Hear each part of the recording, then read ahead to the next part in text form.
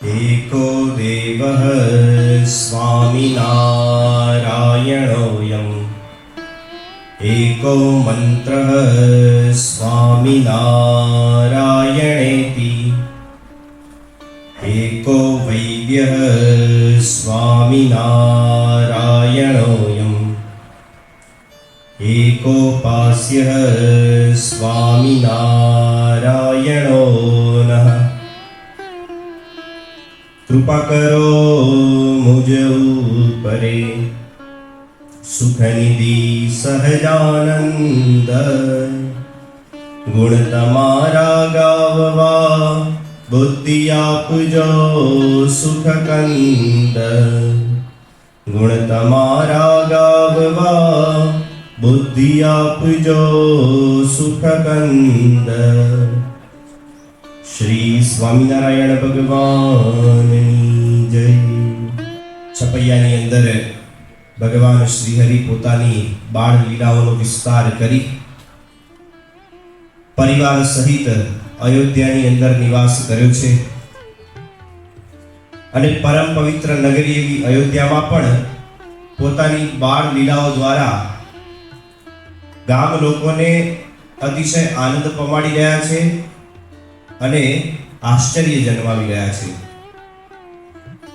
સુખ અને શાંતિપૂર્વક ધર્મ પરિવાર એ પોતાનું જીવન વિતાવી રહ્યો છે, ભક્તિમય માર્ગની અંદર જીવન વિતાવે છે।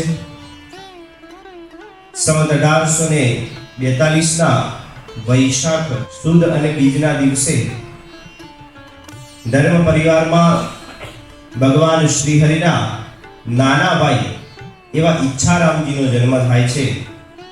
ફરી વખત ધર્મપિતા અને ભક્તિ માતા અતિશય આનંદિત થયા અને બ્રાહ્મણોને ઘણા દાન દક્ષિણા ઇત્યાદિ આપ્યા છે અને સમગ્ર પરિવાર આહલાદિત થઈ ઈચ્છારામ બાઈનો જન્મ એનો ઉત્સવ ઉજવે છે। આવી રીતે ભગવાન શ્રીહરિ એમના મોટા ભાઈ રામ પ્રતાપભાઈ પોતે શ્રીહરિ અને નાના ઈચ્છારામભાઈ એમ કુલ 3 ભાઈઓ આ પરિવારની અંદર છે અને તમામ ધર્મદેવના બતાવેલા માર્ગ મુજબ શુદ્ધ અને પવિત્ર જીવન વિતાવી રહ્યા છે।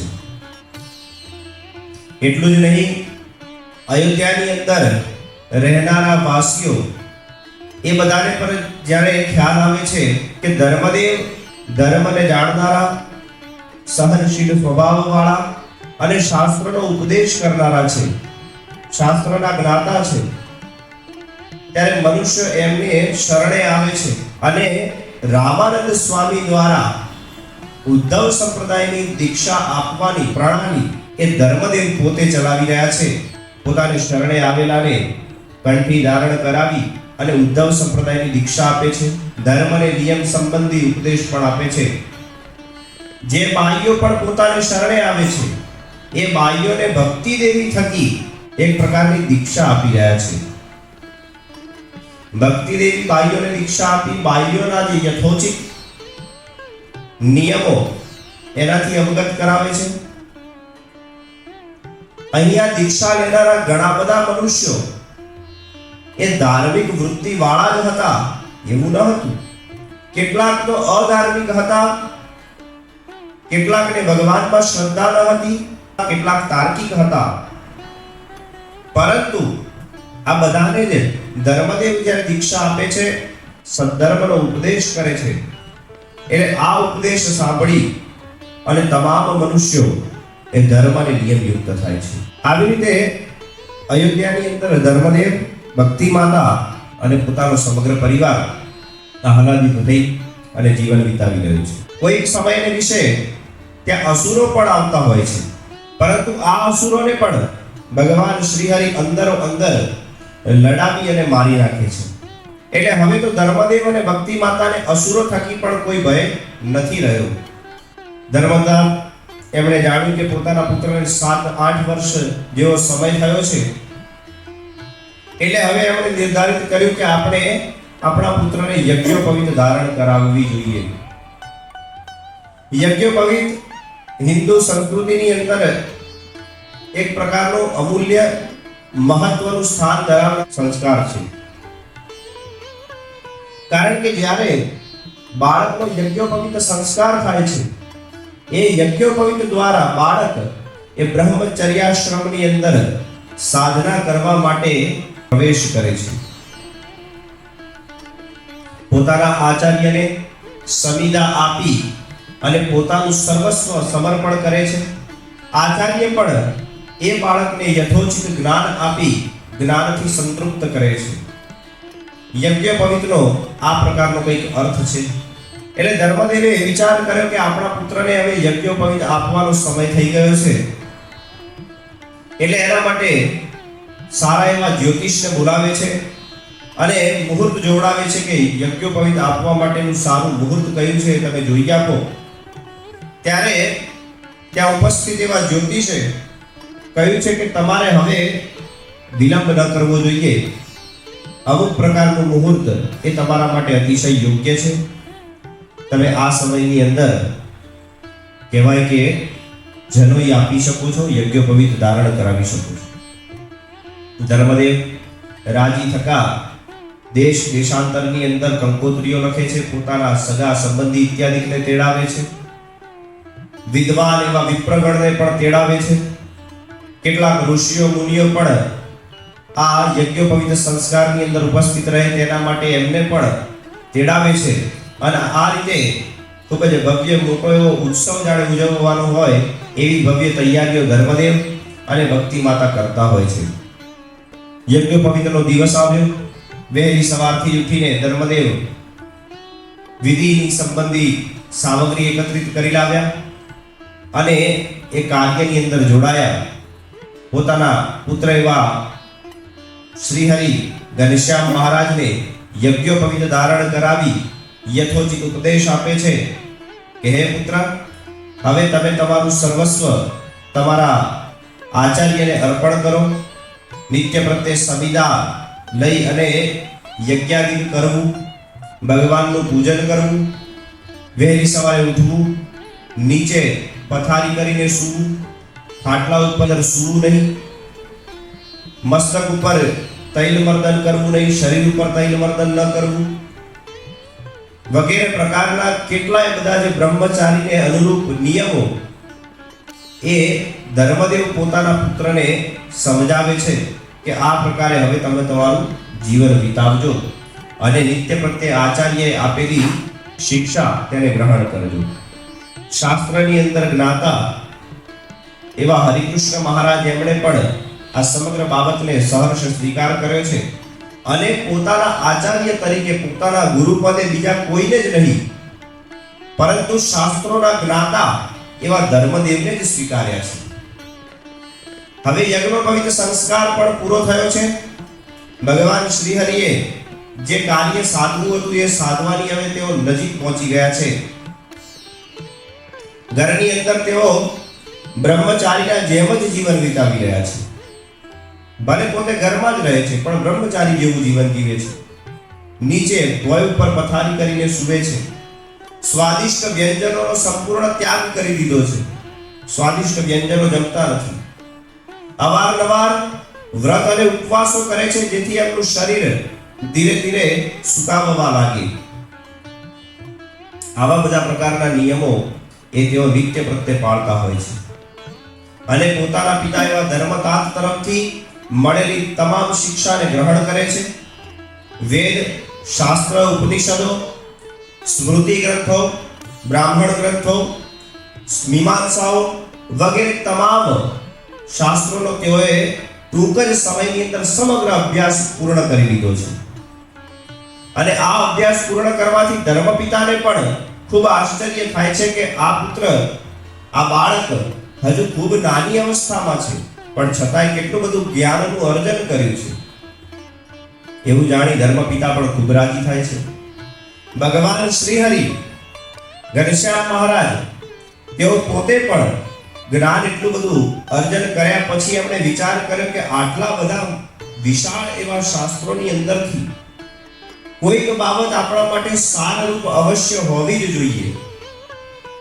સારરૂપ એટલે ઘણો બધો મોટો ભાગ છે, એમાંથી કેટલોક નાનો ભાગ કે જે બધા જ બાબતોને સમજાવી દે, બધી જ બાબતોનું એની અંદર વ્યાખ્યા થઈ શકતી હોય એવી સારરૂપ બાબત આપણી પાસે હોવી જોઈએ.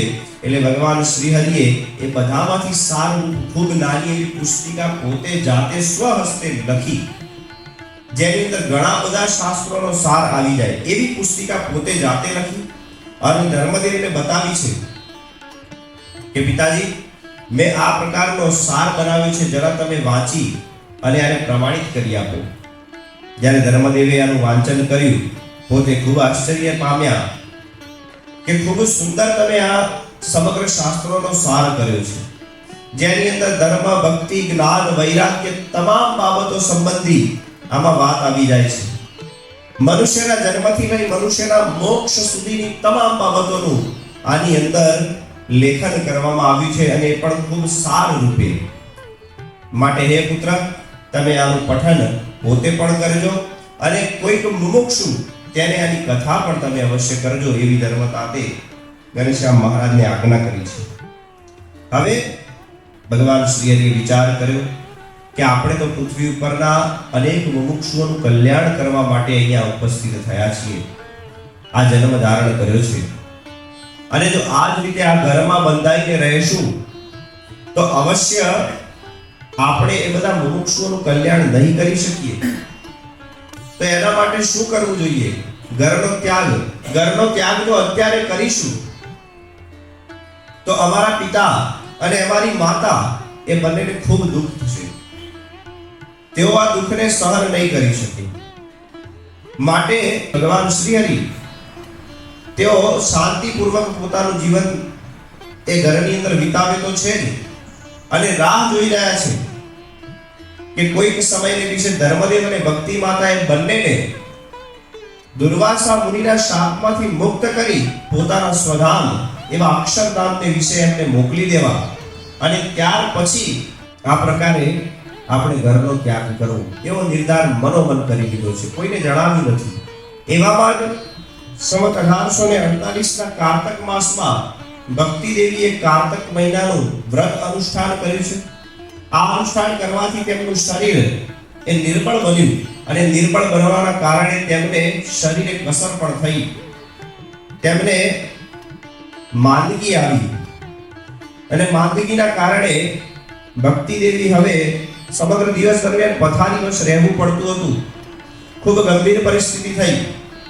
રામ પ્રતાપભાઈ ધર્મદેવ એમણે ગામમાંથી બીજા ગામમાંથી જ્યાં જ્યાં પણ સારામાં સારા વૈદ્ય હોય એ બધા વૈદ્યોને તેડાવી અને ભક્તિ દેવીની સારવાર કરાવી છે, પરંતુ સારવારથી પણ એટલો બધો કઈ ફેર પડતો નથી કે ભક્તિ દેવી તરત સાજા થઈ જાય અને પથારીની અંદરથી જાગૃત થઈ અને સામાન્ય જીવન જીવી શકે.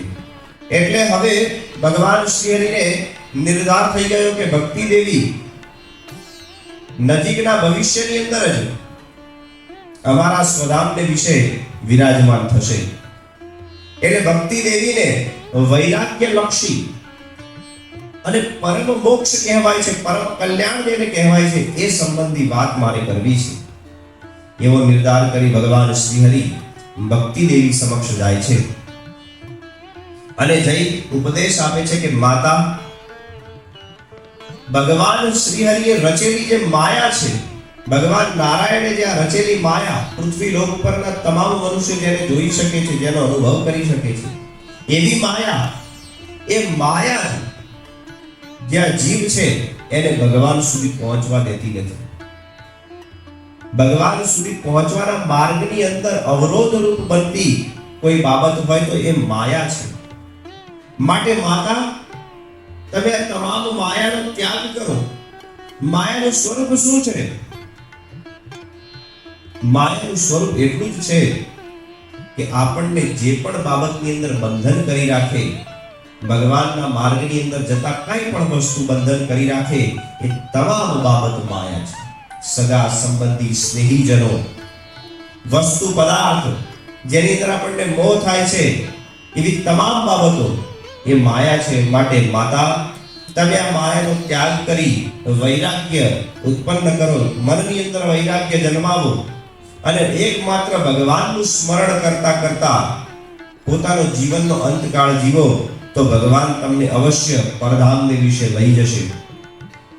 ભક્તિ દેવી પોતાના પુત્રનું આવું સુંદર વચન સાંભળી અને અતિશય પુલકિત થઈ ઉઠ્યા. તેમને હવે નિશ્ચય થવા લાગ્યો કે આપણા ભગવાન એ આ શ્રી હરિ જ છે, આપણો પુત્ર એ જ આપણો ભગવાન છે એવો નિર્ધાર કરી અને એકાએક ભક્તિ દેવી ખાટલાની અંદર જ ઊભા થઈ જાય છે અને પોતાના પુત્રને આ સમગ્ર બાબતને વિસ્તારપૂર્વક સમજાવવા માટેનું કહે છે કે વૈરાગ્ય શું છે, માયા શું છે, તેનાથી મુક્તિ કેવી રીતે મેળવવી વગેરે બાબતને ભક્તિ દેવી વિસ્તારપૂર્વક પૂછે છે. એટલે ભગવાન શ્રી હરિ ઉપદેશ આપતી વખતે ભક્તિ માતાને ઘણું વિસ્તારપૂર્વક સમગ્ર બાબત સમજાવે છે કે વૈરાગ્ય કેવો છે અને કેવી રીતે પ્રાપ્ત કરવો જોઈએ. અને ભગવાન શ્રી હરિ આ સગળી બાબત સમજાવી એને સંપ્રદાયની અંદર શ્રી હરિ ગીતાના નામથી ઓળખવામાં આવે છે. ગીતાનો અર્થ થાય છે જ્ઞાનનો ઉપદેશ કરવો. ગીતાનો અર્થ એવો નથી કે ભગવાન શ્રી કૃષ્ણએ અર્જુનને જે કહી એનું નામ ગીતા. એનું નામ તો ગીતા ખરું જ, પણ ગીતાનો મૂળ અર્થ એવો છે કે જ્ઞાનનો ઉપદેશ. જ્ઞાનનો જે ઉપદેશ કરવામાં આવે ને ગીતા કહેવાય છે. એવી ગીતા ભગવાન શ્રી હરિએ જે જ્ઞાનનો ઉપદેશ ભક્તિ માતાને કર્યો એ અમૂલ્ય પ્રકારનો ઉપદેશ એને શ્રી હરિ ગીતાના નામથી ઓળખવામાં આવ્યો. તો આવી શ્રી હરિ ગીતાનું શ્રવણ આપણે આવનારા સત્રોની અંદર કરવાના છીએ. માટે આપણે પણ ભગવાનની ભક્તિની અંદર રત થઈએ અને એવા પરમ કૃપાળુ પરમાત્માનું ધ્યાન કરતા કરતા જ આપણું જીવન વિતાવીએ. ત્યાં સુધી સર્વને જય સ્વામિનારાયણ. સ્વામિનારાયણ નારાયણ નારાયણ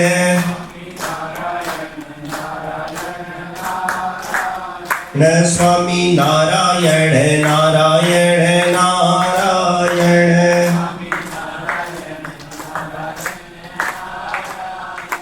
સ્વામિનારાયણ સ્વામિનારાયણ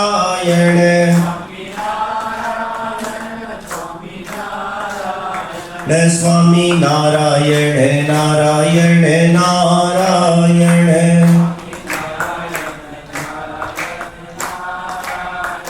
સહજાનંદ સ્વામી મહારાજની જય.